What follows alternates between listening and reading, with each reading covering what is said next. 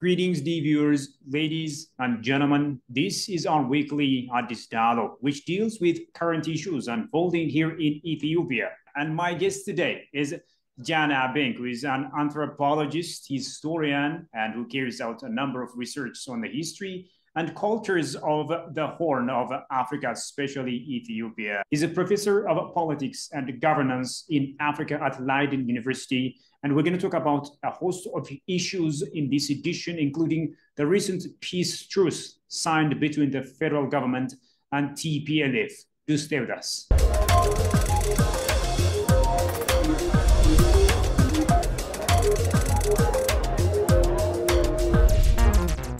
Professor, thank you so much for joining me.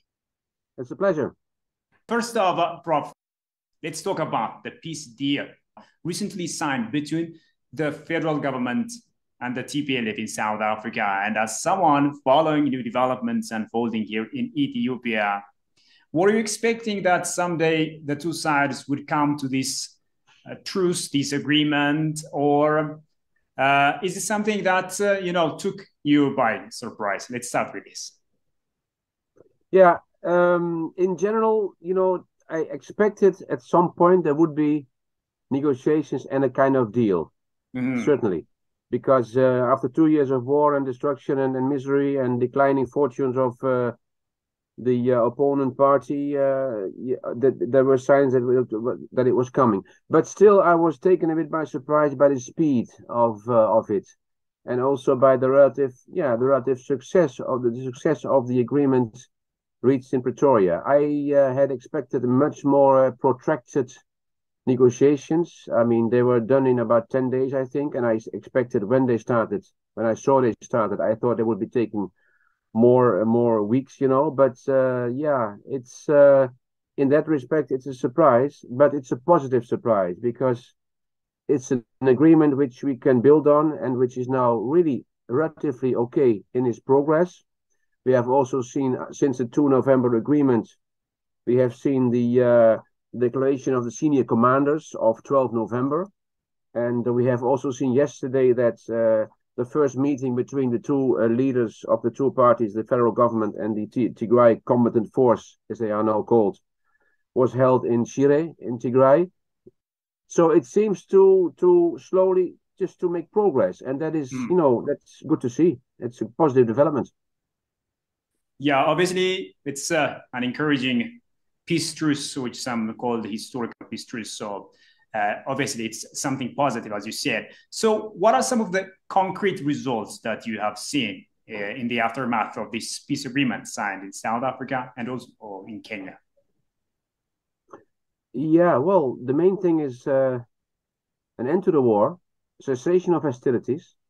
As far as I know, there is no serious fighting anymore in the regions, both in Tigray and the adjacent areas of Amara and Afar. There is no battle-like fighting anymore, and that is a good sign. That's one achievement, one concrete result. Secondly, the idea is that both sides, including the TPLF group, has accepted the framework of the agreement, meaning that the federal order is going to be restored, that they have to, that they will hand in their heavy armaments, which has been in progress, and also, and stage 2 is the handing in of the light arms, and that is slowly progressing. There are some, groups which are vehemently opposed to that, but they are a minority. There are diaspora groups supporting the TPLF who are also against it, but they will not have impact on that. I think concrete results are visible in these two respects. And thirdly, a concrete result is that, there will be a gradual rapprochement, nearing of the positions between the Ethiopian people, the ordinary people in the areas of conflicts, and the Tigrayan people, who have been, involved in this conflict, but also have been suffering tremendously. Both in the war as well as from their own so-called TPLF the forces. And what I see from the images, the video clips, and the interviews made in Tigray, there is a huge sense of relief among the broader Tigrayan population. I think one of the major decisive elements which has led to this agreement is that the Tigrayan people in general were so terribly tired of this war and of this suffering and of this having to deliver soldiers to the forces, that this has been one of the decisive factors undermining the battle successes, or the battle holding out on the battlefield. And that is, of course, a sign of a broader desire, I think, to want to reconnect with the rest of Ethiopia, as it should be. And that's good. That's positive. I think that's really, we should not underestimate this. People want to reconnect, and they are tired, and it's now finished. It's Yibeka, in the sense of it's enough. 2 years of fighting is enough. So these conditions, create a new momentum of rapprochement, of rehabilitation, recovery. It will not go smooth. There will be hiccups and setbacks, but gradually this is the course which will be taken by the two parties, I think. You raised a wonderful idea, positive rapprochement between the two sides. So what's your overall take on this overall move done by the two sides, reaching such an agreement, such a rapprochement to put an end to the conflict around the table rather than taking up arms? Well, the move we have seen leading to the agreement and to the 12 November declaration reflects basically the changed situation on the battlefield. Let's be clear about that. The TPLF forces were declining in support and in successes.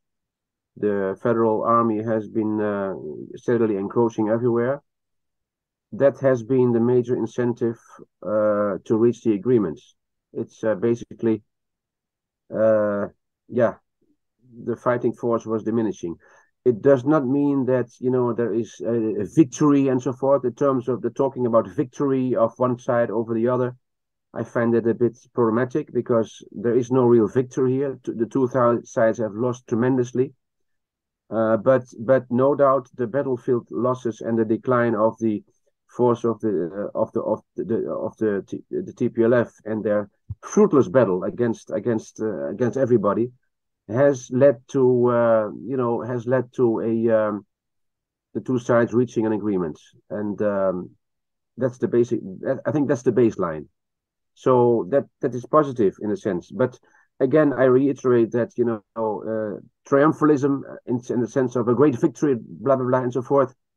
That's not the discourse we have to develop. It has been such an impactful and sad and tragic conflict that the best way forward is to build bridges and to reconstruct relationships, and to reflect on the harm done, and to, wherever possible, to recover and to address the outstanding issues. And I think that's going to be done in the near future.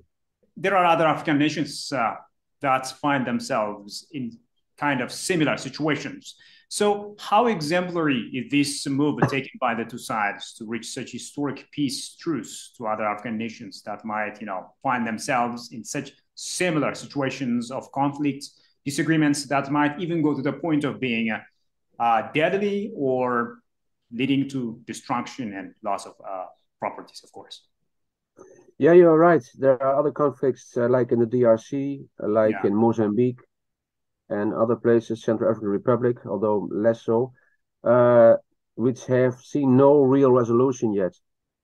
In the conflict here in Ethiopia, in Tigray and the adjacent areas, first of all, as we discussed, developments on the battlefield have been important, but also I think the constructive engagement of the African Union has been major, and the willingness of both parties to submit to what the African Union has done in terms of mediation and negotiation. The role of the African Union has been enhanced by its role in the Pretoria Agreement. Absolutely, no doubt about it. They're also now involved in monitoring. They have at least 10 monitors on the ground. I think they should add monitors. At least double the number of monitors should be on the ground in Ethiopia and in the north. But they could play a similar, more assertive role in those other conflicts in Africa. I think African Union, it has been often criticized, and rightly so, but here they have done a major coup, a major achievement, and they have taken the initiative away from these eternal interferences of the USA and the EU, which have not led to any real positive results in this case. So this could be an inspiration for other conflicts on the continent, no doubt about it. They should be more assertive. They should claim a mediatory role in the DRC, in Mozambique, and other places, because they can deliver, certainly. So that is, in that way, it is. And the fact that both the federal government and the TPLF combatants have been agreeing to that mediation role of the AU is also a good sign, and should be followed elsewhere on the continent, I think.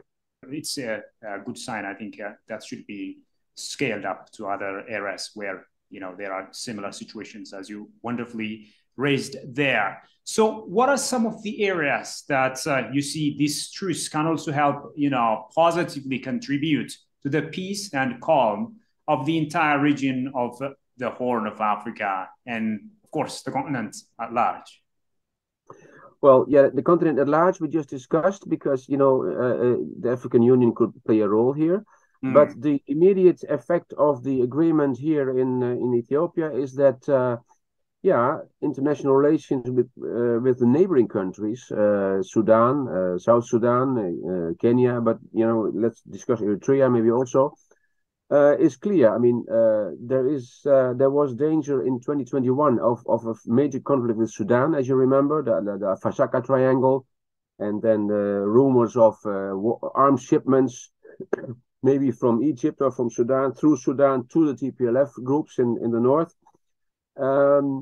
These things have stabilized. I mean, there is a more of an understanding and more intense contacts between Sudan and the Ethiopian federal government. I think the leader of Sudan, General Al-Burhan, has made a choice not to escalate and to work on compromise with the federal government.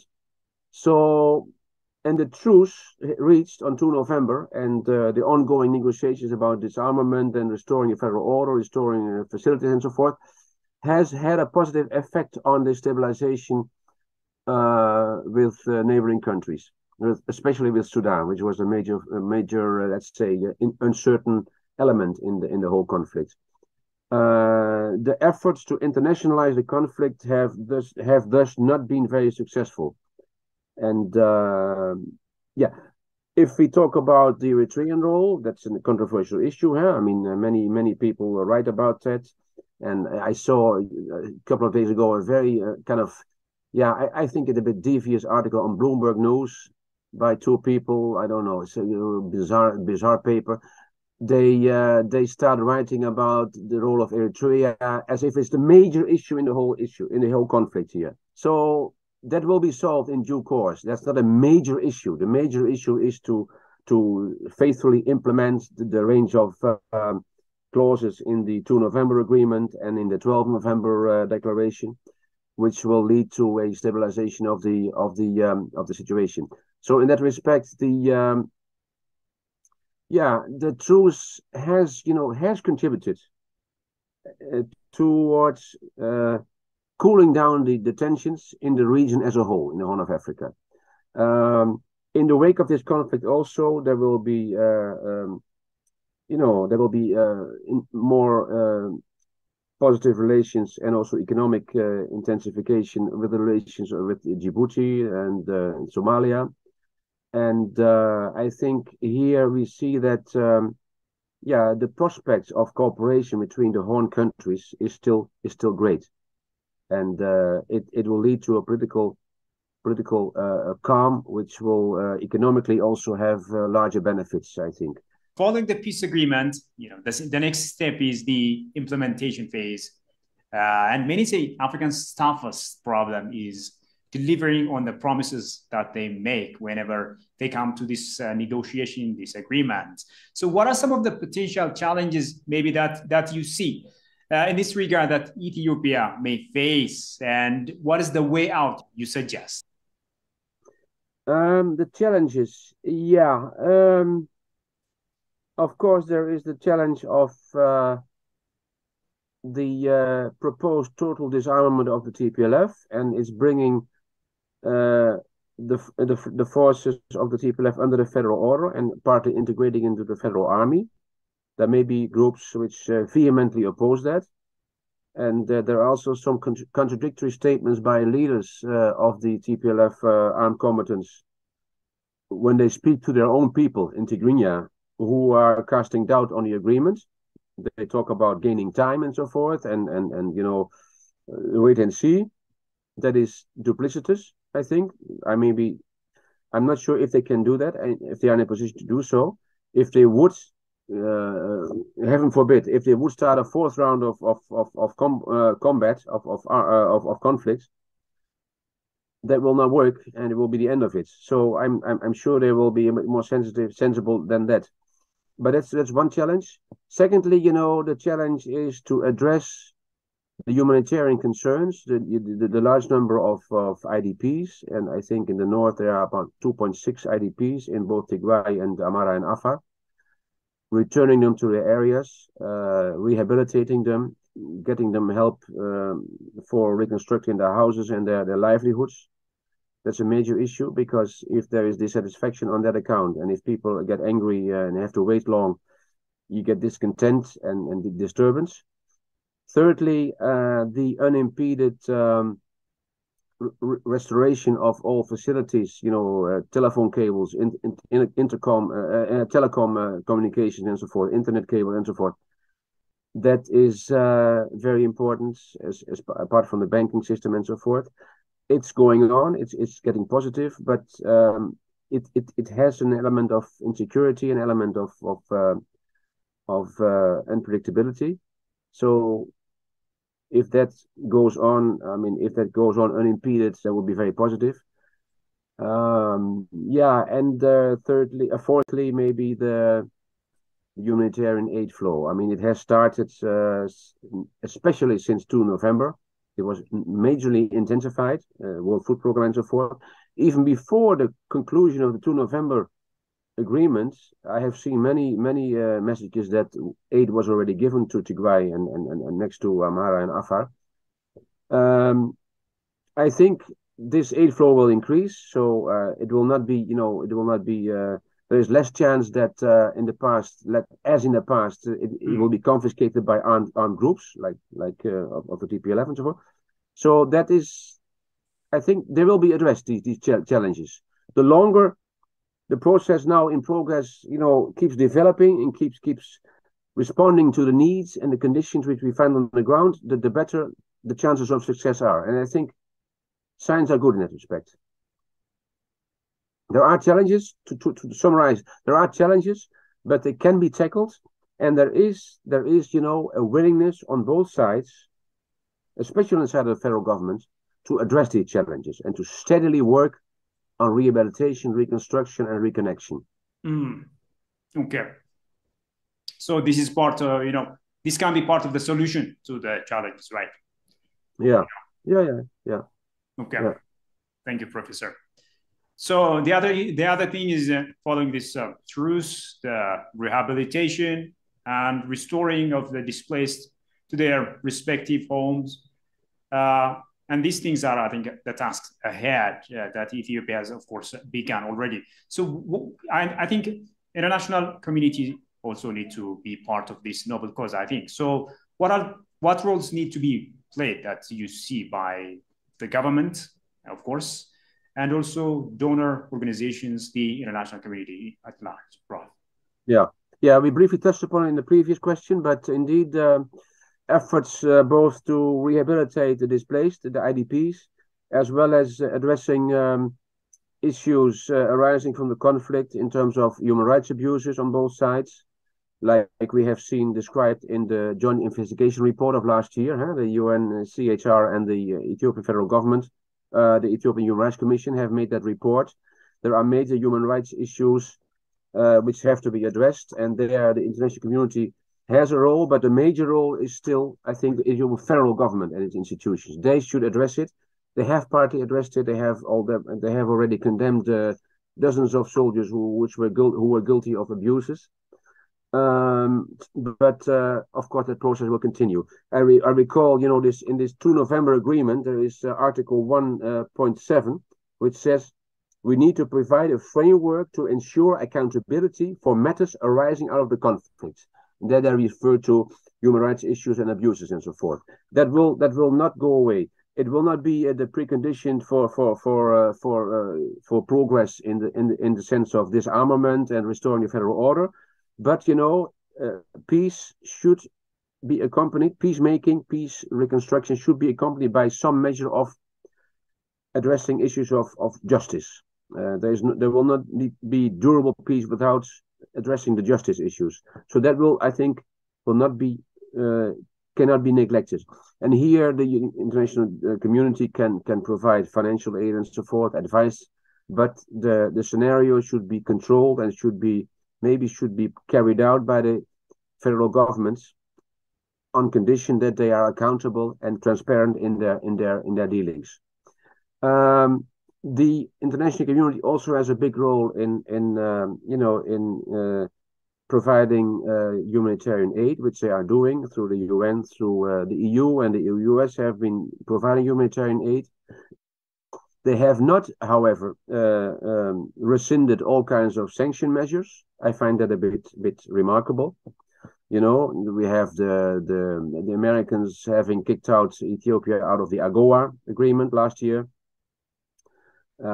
It would be a good measure of encouragement to rescind all these kind of sanction measures, because there is no logical or moral or political reason to keep sanctions in place on the Ethiopian government. That is, you know, this agreement of 2 November and the subsequent implementation, as far as we have seen up to now, are so encouraging that they should be stimulated, you know, in this process, and thereby the sanctions and all kinds of budget blockages should be lifted. I mean, there would be a huge encouragement, and it would be an enormous restoration of goodwill and support for the whole process.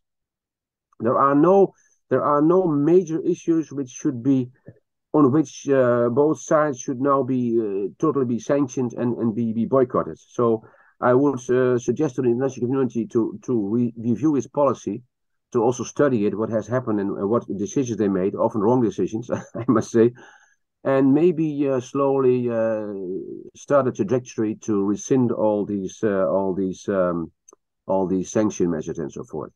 That is very important. I think it would be a major boost to the whole process, and would also build confidence in that respect. Ethiopia is also set to hold this holistic, all-inclusive national dialogue. So I want to ask you this question as well. How should it be held or conducted in such a way that it will complement to this peace truce for the optimal results? What are some of the ways that you see in this regard? Yeah, that's I think a very challenging, difficult issue. The National Dialogue Commission was declared already, I think, last year, when the war was in full swing. Invitations were issued to all parties, all interested parties and groups in the country, including in the conflict zones. It's a good idea. It's a very good idea to hold a national dialogue, which should not, of course, not be confined to political actors, political parties, and so forth, but also, let's say, broader civil society groups. Although the term civil society, I find it a bit difficult and sometimes problematic. But there are many societal organizations, religious groups, women's groups, other interest groups, which may have a stake here. And in that respect, this kind of broad national dialogue to sound out what ideas are living in the country and how they could feed into the political process and into parliamentary debate also, would be very positive. I think Ethiopia should take its time to do that, and it should be kind of running issue. I mean, taking months and months, if not even a year or something, to inventorize the ideas which exist for further reconstructing and developing the country. I think it would be an excellent way for people to vent their opinions and their feelings and their experiences, as well as provide essential input for the political process on which political decisions could be made by the elected parliament, by the House of People's Representatives in Ethiopia.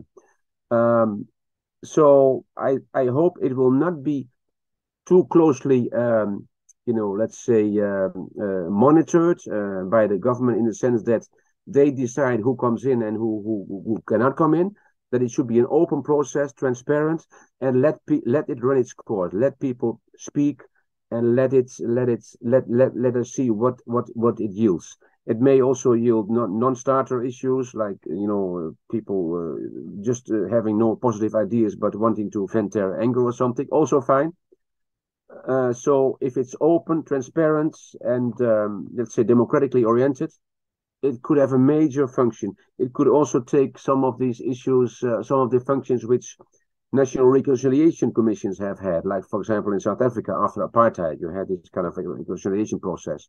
This kind of functions could also be taken by the national dialogue process. So I think it's a positive idea and a good institution, and let's hope for the best. Let's hope for the best, and I think all these efforts can be summed up as African solutions for African problems, which has been the optimal theme being circulated, as you know, across the entire continent of Africa. So as a professor of governance and politics in Africa, talking about African solutions to African problems, have you observed some of the ways that this motto is being practical? And what are some of the challenges that are still lingering in this regard, Prof? This is my final question. Yeah, well, the process of achieving this 2 November agreement has shown that Africa can play a much larger role in mediating conflicts and in giving follow-up to solving the conflicts in a concrete way than before. Really, it has demonstrated this.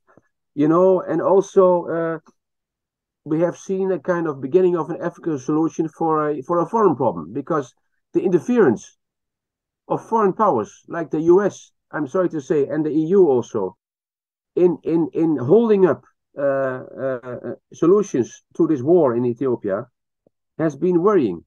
And the African Union did a good thing not to give a place on the table in Pretoria for the EU and the USA. The USA, unfortunately, or not, I don't know, was present and put pressure on both parties behind the scenes, but they had no direct chair at the table, and that's good. So we have here an African solution for a foreign interference problem, which is excellent, and this should be encouraged.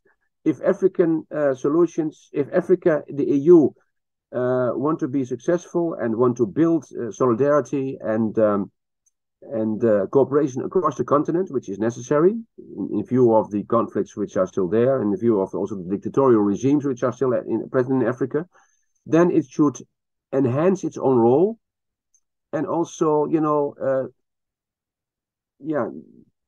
improve its procedures of transparency and democratic decision-making in general. And this agreement has been, a good start. It has been a good example.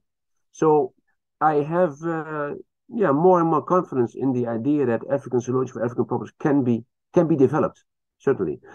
Not in isolation, because, building coalitions with foreign powers, if they are constructive and if they don't assume all kinds of sanctimonious roles to solve the African problems, then, it has a future and it can be further developed and will have a positive impact on the continent. Absolutely. Professor Jan Abbink, Professor Emeritus of Governance and Politics in Africa, thank you so much for your wonderful ideas and, of course, for your precious time. Thank you very much. It was a pleasure. Indeed.